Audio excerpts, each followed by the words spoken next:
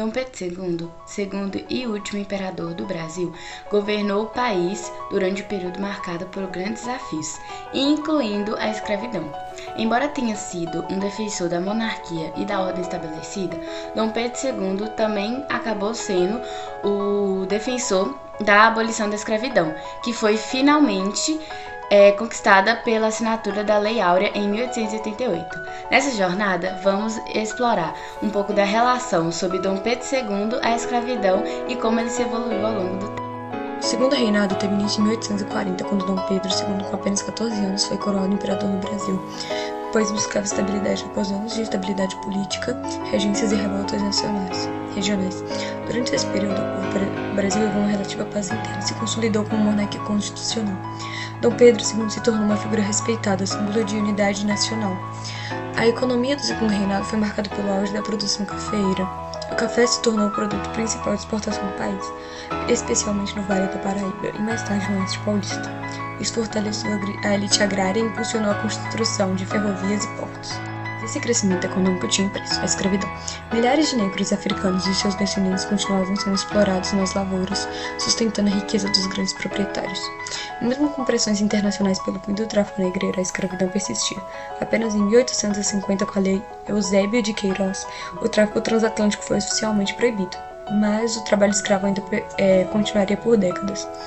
O segundo reinado também foi um período de importantes debates sociais e políticos que preparariam o terreno para o fim da monarquia, da escravidão e para a chegada da república. O Brasil do segundo reinado foi um país em transformação, crescia e se modernizava, mas ainda preso às correntes da escravidão e das estruturas coloniais. A vida dos escravizados era marcada pela violência, exploração e humilhação. Eles eram forçados a trabalhar longas horas em condições precárias, sem remuneração e sem direitos. As senzalas era o local onde eles dormiam, muitas das vezes em condições insalubres e superlotadas. A escravidão era regulamentada por leis que reforçavam a condição de propriedade dos escravos. A Lei Livre de 1871 foi uma das primeiras tentativas de limitar a escravidão no Brasil.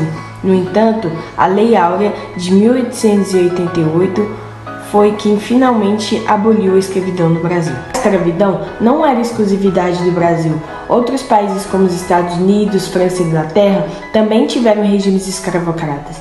No entanto, a forma como a escravidão foi abolida e as consequências disso variavam significativamente de país para país. O movimento abolicionista no Brasil foi uma luta incansável pela liberdade de milhares de pessoas escravizadas durante os séculos. Desde o século XIX, houve um intenso movimento contra a escravidão. Intelectuais, advogados, escritores e os próprios negros que resistiram com fugas, com os quilombos e revoltas são exemplos dessa resistência que houve naquele período.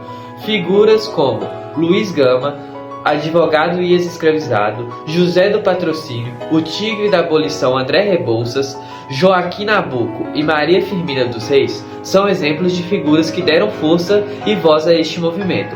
A pressão da sociedade, os jornais abolicionistas, clubes e associações libertárias foram decisivos para a assinatura da Lei Áurea em 13 de maio de 1888 pela Princesa Isabel, que, entre aspas, acabou com a escravidão no Brasil. A Lei Áurea foi assinada no dia 13 de maio de 1888, pela Princesa Isabel. A lei aboliu oficialmente a escravidão no Brasil. O Brasil foi o último país das Américas a abolir a escravidão. A lei libertou cerca de 700 mil pessoas, mas não garantiu seus direitos, terras ou apoio aos ex-escravizados, o que gerou a exclusão social e a desigualdade que existe até hoje. O legado da escravidão ainda é sentido hoje em dia, que com profundas desigualdades sociais e econômicas afetam milhares de pessoas no Brasil. É fundamental que possamos refletir sobre esse passado doloroso e trabalhemos juntos para construir uma sociedade mais justa e igualitária. Somente através da reflexão e da ação podemos superar essas marcas da escravidão e criar um futuro mais digno e inclusivo para todos.